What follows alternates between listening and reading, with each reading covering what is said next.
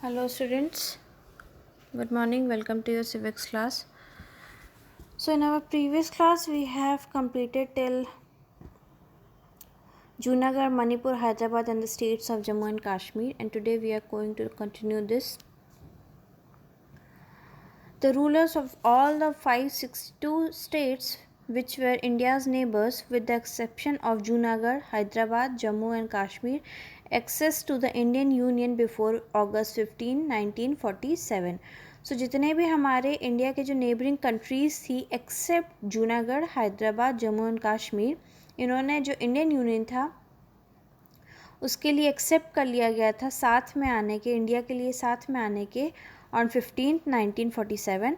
The credit for this goes to Sardar Patel. In Junagadh, a plebiscite was held to seek people's consent on joining the Indian Union. So ये जो states थे Junagadh, Hyderabad, Jammu and Kashmir, इनका ये था कि हमें government के थ्रू यहाँ पे कंट्रोल नहीं करवाना है, उन्हें किंग या क्वीन का कंट्रोल ही वहाँ पे होना चाहिए. The Maharaja of Manipur Both Chandra Singh has signed the instrument of accession a few days before independence. Indian troops took action in September 1948 and the Nizam of Hyderabad forts surrendered. The Maharaja of Jammu and Kashmir formally acceded to the Indian Union on 26 October 1947. सो जब ये जो सारी जो neighbouring countries थी, इन लोगों ने जो Indian union था उसको एग्रीमेंट साइन करने से जब मना कर दिया था, इसके बाद धीरे धीरे they started signing the treaty. The Maharaja of Jammu and Kashmir, उन्होंने जो इंडियन यूनियन का जो असेंड किया था वो कब किया था? On 26 January 1947. Recognisation of states, reorganisation of states. Andhra Pradesh was the first state to be formed on purely linguistic basis on 1st October 1953. So इसके बाद जब स्टेट्स का डिवीज़न हो गया, पार्टीशंस हो गया, जो लोग इंडियन यूनियन के साथ में थे या नहीं थे, जब सारी चीज़ें डिसाइड हो गई, इसके बाद जो डिफरेंट स्टेट्स थे उनका रीऑर्गेनाइजेशन स्टार्ट हुआ कि किस बेसिस पे इनको ऑर्गेनाइज किया जाए. सो आंध्र प्रदेश ऐसा स्टेट है, फर्स्ट स्टेट है जिसको प्योरली लिंग्विस्टिक बेसिस पे, मींस लैंग्वेज के बेसिस पे फॉर्म किया गया on 1st October 1957. In 1953. In 1956, the Indian Union was recognized into 14 states and 6 union territories. And 1956 में इंडियन यूनियन को रिकॉग्नाइजेशन मिला into 14 states and 6 union territories. The states of Gujarat and Maharashtra came into being in 1960 by separating Gujarati speaking areas from the former Bombay state. और इसके बाद गुजरात और महाराष्ट्र को भी उनके जो रिकॉग्नाइजेशन था वो मिला, लेकिन जो गुजराती स्पीकिंग स्टेट्स थे उनको महाराष्ट्र से अलग रखा गया.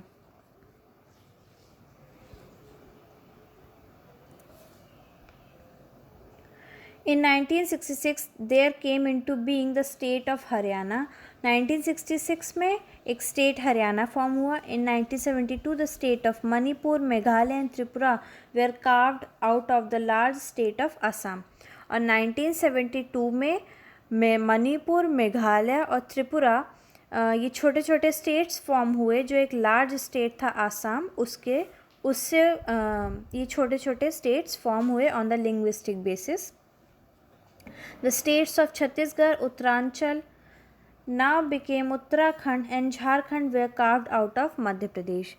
और छत्तीसगढ़, उत्तराखंड और झारखंड मध्य प्रदेश से कार्व्ड आउट करके छोटे छोटे स्टेट्स फॉर्म हुए. Uttar Pradesh and Bihar respectively in the year 2000. और उसी तरीके से उत्तर प्रदेश और बिहार भी फॉर्म हुआ इन the year 2000. India got its 29th state, namely Telangana, on 2nd June 2014. और 29th स्टेट इंडिया को मिला जिसका नाम तेलंगाना था ऑन 2nd June 2014.